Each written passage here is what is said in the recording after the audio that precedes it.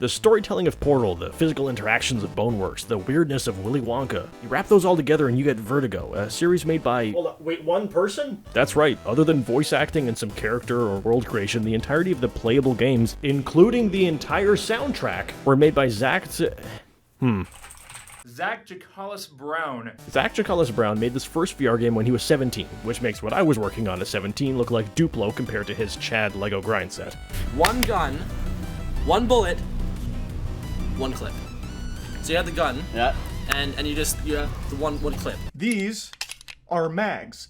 They're mags, not clips, you absolute Perhaps even just due to VR not really getting its legs until a few years after its release, Vertigo 1 was maybe a little underappreciated at the time. He did a remastering of it a few years ago to what you see today, but last week, however, around 6 years after the first game, Vertigo 2 has released, and people are now, rightfully so, losing their collective minds over how well it's made. Now, to be transparent with you guys, Zach did send me Vertigo 2 for free to review, and since I was already planning on making a video on the first game that I bought anyway, I figured I would just bundle both games into one video here. That said, I don't want to spoil Vertigo 2 for anyone wanting to play it, so I'm only going to cover the first few hours of gameplay, so that even if I showed you all of my footage, you'd only see maybe a quarter of the game or something.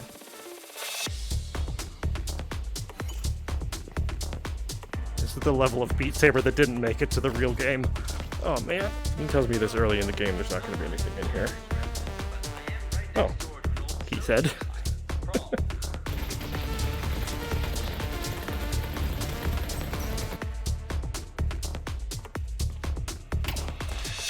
God damn it. I'm just passing through. Don't worry about it. Oh.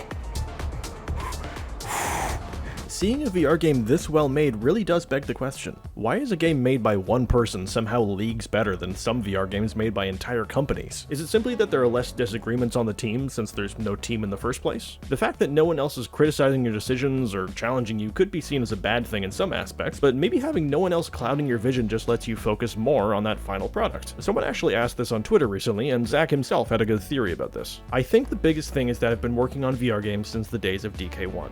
10 years of VR game dev experience is more than pretty much anyone, and I was basically a child when I started, giving me less preconceptions about game development. Alright, so first things first, that means Zach was making VR games when he was 12. Secondly, that last bit of what he said is key.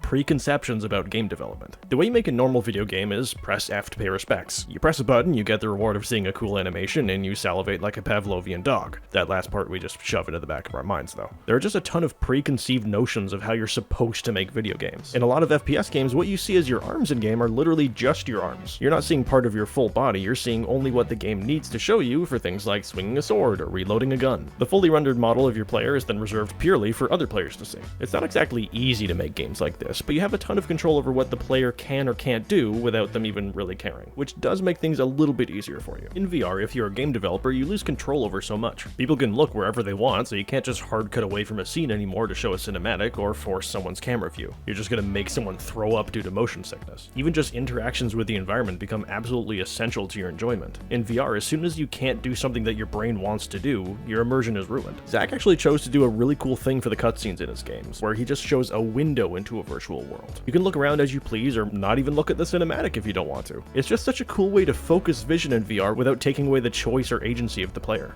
And the windowed view makes cutting between different shots possible since it won't really cause motion sickness. This kind of cutscene mechanic is really smart, and I kind of wish from here on out developers kind of take note of this. As a player, every little detail is just so important. It almost feels like you solved the puzzle when you find out you can wear the buckets on your head in Half-Life Alyx. In Vertigo, Zach actually did a similar thing with the waist bins. He even went as far as to add cell phones in the game that you can pick up and take pictures with that are actual pictures that save as screenshots through Steam. Hey guys, me again, coming at you live with some murder. You can literally play this game and take a selfie in VR, which is insane that he even went to the trouble to do this. One of the biggest challenges the companies constantly face in VR game development is that core concept of interaction. Before, you might have just worried about the big things, but now suddenly every little object needs a weight to move around in your physics engine. You need to create collision geometry for every little rock that someone might want to pick up and take a look at, and you want to make it worthwhile too, which is why Zach in this game even put ingredients on the soda cans. 940 calories per can.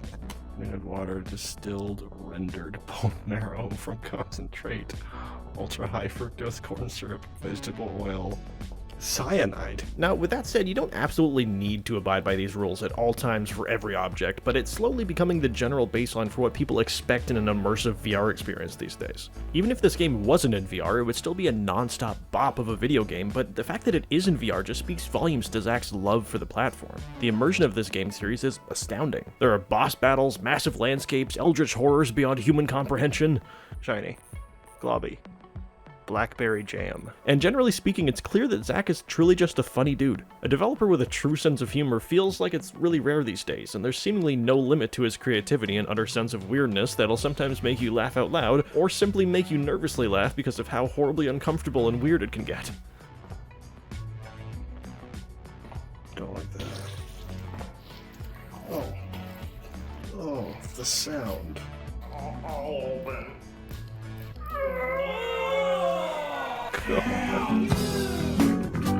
Now, while I want to sing Zach's praises non-stop, I think it's still important to take a step back and take a look at a couple things that could be improved. It's all well and good to say Vertigo 2 is amazing for being made by one person, but that doesn't mean that we should overlook certain things that some feedback could help with. No game is perfect, even if this game does come pretty close. For me, the character animation of some people like Brian here are a little off-putting.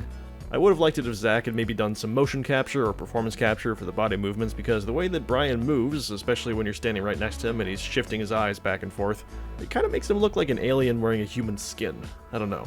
Throws me off a bit. The detail with the animation on the monsters and everything like that, though, so far, no complaints. This is again a bit of a personal thing, but I really do wish I had legs in this game. Seeing my legless torso, Shadow, cast onto a mountainside kind of kills my immersion a bit.